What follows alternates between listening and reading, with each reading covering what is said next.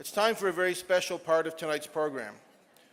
Ladies and gentlemen, I would like to welcome three very special guests who have joined us this evening. Jessie, Michael, and Joel. Come on up, folks. Nice to meet you, man. How are you?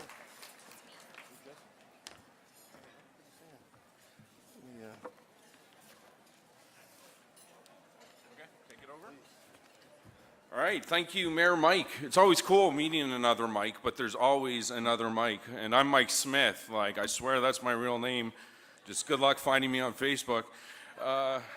So I'd like to tell you right off the bat that I live with bipolar disorder. I hate bipolar. It's awesome. And I'm one of 3 alumni members who are here tonight to talk about the positive impact that Laing House had on each of our recoveries. But before we get into that, I thought since this is the 10th anniversary of the Masquerade Ball, maybe a little history lesson would be in order. So this is from the Laing House's website on history. Like any organization, Laing House started because of a need. Rosemary and Keith Hamilton knew something was wrong with their son. His behavior had changed, and he was isolating himself from his friends and family.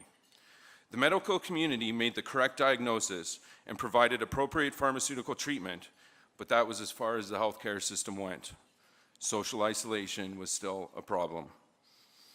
While the Hamiltons were struggling to help their child, Rosemary's mother, Nora Laing, passed away and left a generous bequest.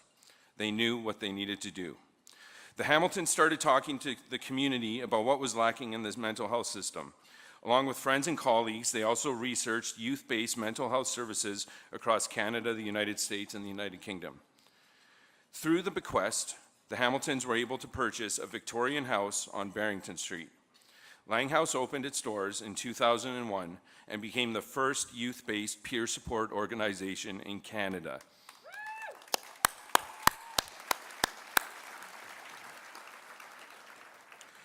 For the first 2 full years, the Hamiltons fully funded operations.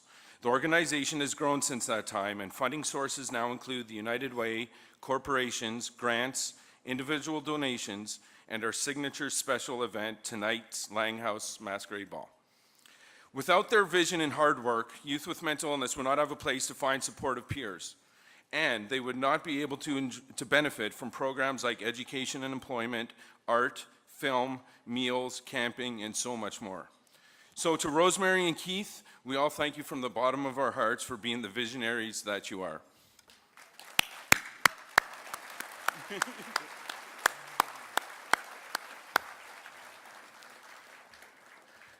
So the first person you're going to hear from tonight is my friend Joel Maxwell. Joel?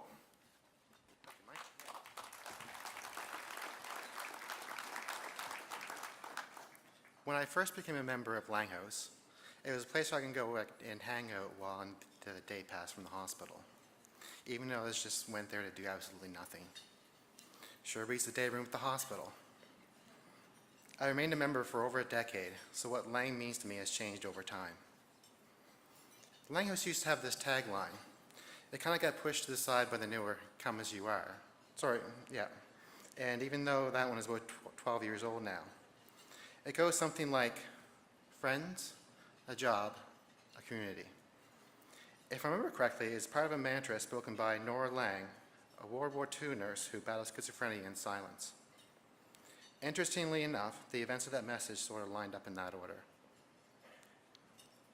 I acquired many friendships over my time there, including with staff. It was great being around a group of people who had understanding of mental illness and have the courage to work around it. I happen to run into former members every year, still friends after all this time. Further, I've retained friends from every stage of Laing House's existence. Laing House was responsible for my first real job, an internship, after getting my college diploma. Once the internship was over, given my earlier experience with some research initiatives happening between Laing and Connections, Halifax Next Door years before, I got my foot in the door with then Capital Health as a data entry temp worker.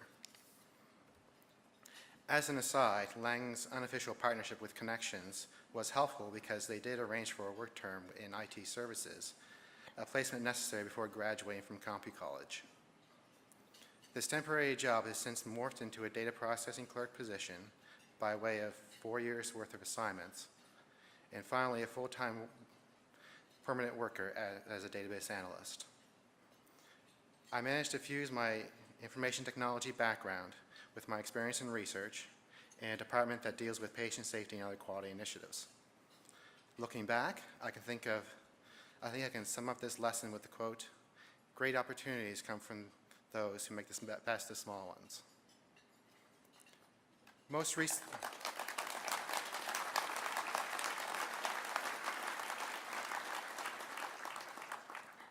recently, I attribute Laing House to encouraging my involvement in the mental health community in general, not only to prepare me when I ultimately age out, but also for the opportunity to give back, something I was recognized for in a big way a few years ago.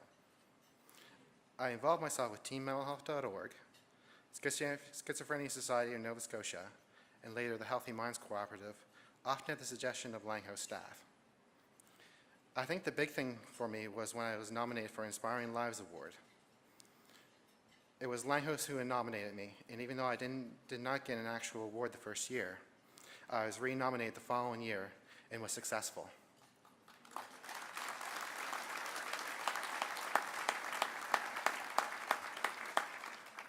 When I look back to see how far I've come, I can honestly say I have Laing House to thank. I've come a long way since being diagnosed with schizophrenia, and a lot of the growth in the past few years. So to Laing House, thank you, and thank you.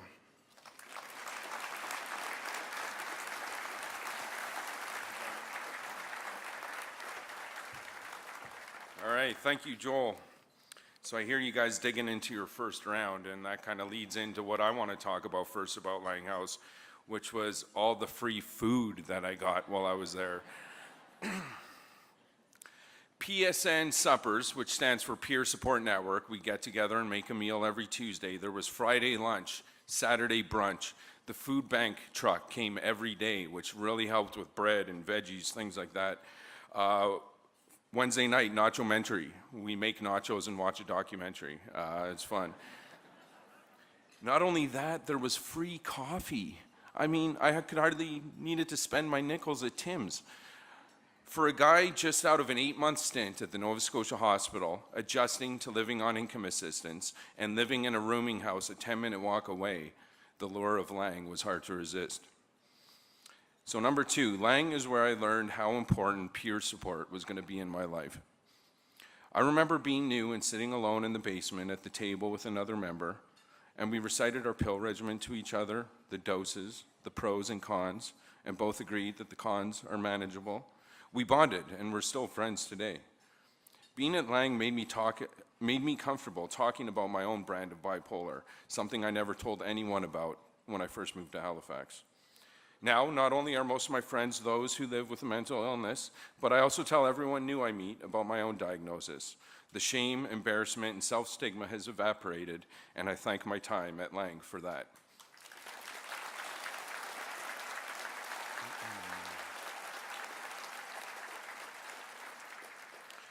The most rewarding part of my time at Laing House was participating in the You Speak program. We would go mostly to junior high schools, universities to tell our story and give hope that you can live with mental illness and be okay. And that always made me wish that someone had come to my school to tell me that. Plus, we received an honorarium each time we spoke, so basically the You Speak job was the best part-time job I ever had. Yeah. Cash, and I didn't have to tell my social worker, so yeah. Today, at 35 years old, so I've been alumni now for 5 years, I'm a full-time peer support worker at the Nova Scotia Hospital, working alongside many of the staff who used to treat me. Thanks. Thank you. So it's a job I've had now for 5 years since graduating or aging out from Laing House. Some people go to university or college to learn a profession or trade. Well, I was an active member at Laing House for 2 years and was able to walk away with an unofficial diploma in peer support, which has provided me with a career that I hope to be doing for the rest of my life. So thank you. So thank you, Laing House, and the larger community like you for giving me the opportunity and hope that I needed. Now I feel that being diagnosed with bipolar was one of the best things that ever happened to me. Yeah. All right.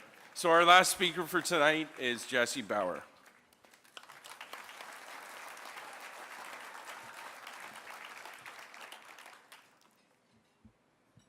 These papers went through the rainstorm at 4 o'clock this afternoon, so bear with me.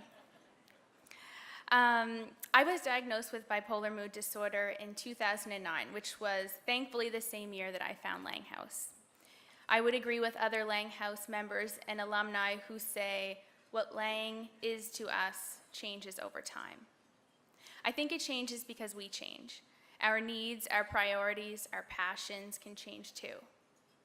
When I was discharged after my final hospitalization, I vividly recall a fellow patient telling me not to spend too much time looking in the rearview mirror. And I had to remind myself of that when the actions, mistakes, and risks I took while manic ruminated through my head. The most important thing I learned from Laing House was acceptance. And the truth was, I could live with a mental illness without carrying shame or guilt. I also later learned that I could positively impact other people's lives by simply being open and honest about my experiences. I gave the Laing House Ball in 2012, and it remains to be one of the most incredible experiences and accomplishments of my life. Following the Laing House Ball, I was invited to share and take part in Bell Let's Talk events through my workplace. And later, through word of mouth, I began speaking in junior high and high schools, sharing my story with thousands of young people, a story of hope. When it comes to mental illness, some people don't like the word recovery, but I do. My journey in recovery is one of the most defining parts of my life. I consider myself to be recovered, like a cancer survivor or an alcoholic. I still take my medication every day. I have a psychiatrist and a psychologist. And over I have to remind myself to practice self-care and self-kindness. I'm not healed. Self-kindness.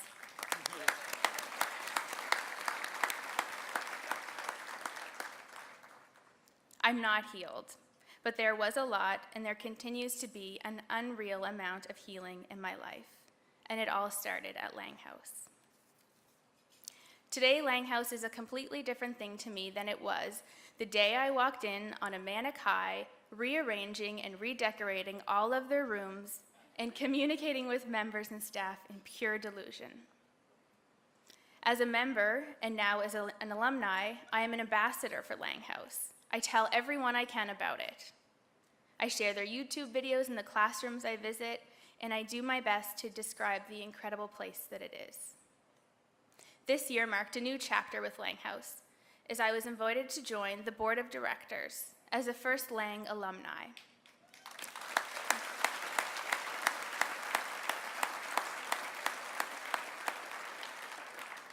I get to work alongside passionate community leaders, including the psychiatrist I had at the Abbey Lane, and it doesn't get much more full circle than that. My love and appreciation for Laing House is as strong as ever, and I want Laing House to spread to different communities and to be available for younger age groups as well. For youth living with mental illness in this country, the needs are great and the gaps are ever present. Laing House is an amazing model of peer support and programming, and it needs our support tonight and each day through the conversations and giving in whichever aspect we are able. In addition to what we have shared this evening with you, it would be remiss of us to not acknowledge the amazing group of Laing House members here this evening and those unable to attend.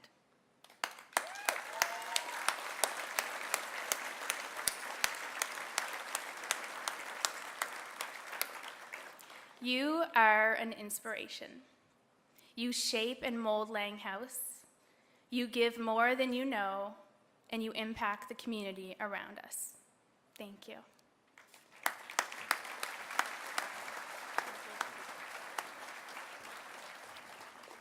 Okay, that's it from the alumni members. That was a lot of fun. So I hope you guys have a lot of fun for the rest of the night. Thank you so much for coming, and please keep the conversation about mental health going. So thank you.